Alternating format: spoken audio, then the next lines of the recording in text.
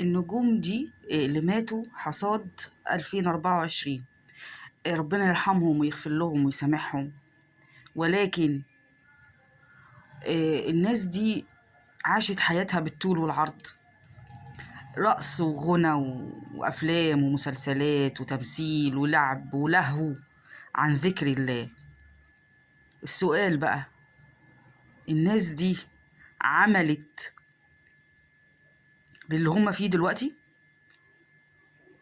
يا ريت، أتمنى ان تكون الناس دي عملت للمكان اللي راحوا له دلوقتي، اللي هم فيه دلوقتي، اللي هو هيفضلوا عايشين فيه الى قيام الى قيام الساعة. انا طبعا اتمنى لهم طبعا الرحمة والمغفرة ولكن الناس دي فيهم ناس ماتت في حوادث، يعني ما كانوش في غفلة، يعني في لحظة كده ما كانوش عاملين حسابهم ليها. هل الناس دي عملت للآخرة؟ هل الناس دي زي ما هي كانت حابة حياتها وكانت عايشة حياة منعمة ومرفهة، عملت للي يخلي حياتهم اللي هم فيها دلوقتي البرزخية دي إن هي تكون منعمة ومرفهة؟ ما هو أصلي البرزخ، الحياة اللي هم فيها دلوقتي، حياة البرزخ دي حياة، هو مش نوم وموت وتراب وقبر وخلاص. ما هو ده حياة برضو، حصاد بقى النتائج اللي انت عملته في حياتك، اللي هي الحياة الدنيا اللي انت كنت عايشها قبل كده. فأسأل الله العظيم رب العرش العظيم ان هم يكونوا عملوا لحياتهم دلوقتي. ما هو البني آدم بيمر على مراحل، حياة الدنيا وحياة البرزخ والحياة الآخرة.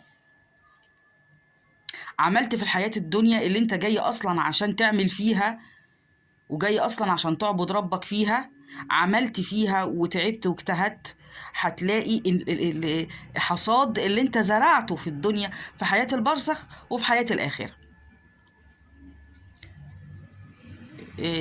ورسالتي برضو للي هم لسه موجودين على قيد الحياة واللي هم لسه في حياة الدنيا، وبذكر نفسي وبذكركم، اتقوا الله، ومن يتق الله يجعل له مخرجا ويرزقه من حيث لا يحتسب.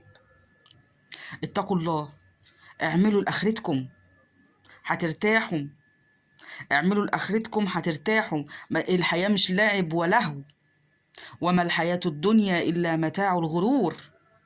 الحياة مش لعب ولهو، انتوا اخترتوا ان انتوا تلعبوا وتلهوا في الحياة. توبوا بقى، احمدوا ربكم ان انتوا لسه عايشين لحد دلوقتي، انه لسه باب التوبة مفتوحة لكم. نتوب يا جماعة كلنا. هو انا مش بزكي نفسي عليكم ولا بزكي نفسي على حد، انا اولكم اسال الله التوبة النصوحة ليا، واسال الله انه يغفر لي ويسامحني. انا مش بقعد ادي فتاوى ونصايح لحد، انا بذكر نفسي واياكم بالله. نجتمع كده على حب الله، لعل الله يغفر لنا ويسامحنا ويجعلنا من السبع الذين يظلهم في ظل يوم لا ظل إلا ظل. ما هم فيهم برضو ناس تحبى في الله، اجتمعوا عليه وتفرقوا. ربنا يا رب يغفر لنا وإياكم ويغفر لهم ويرحمهم ويسامحهم.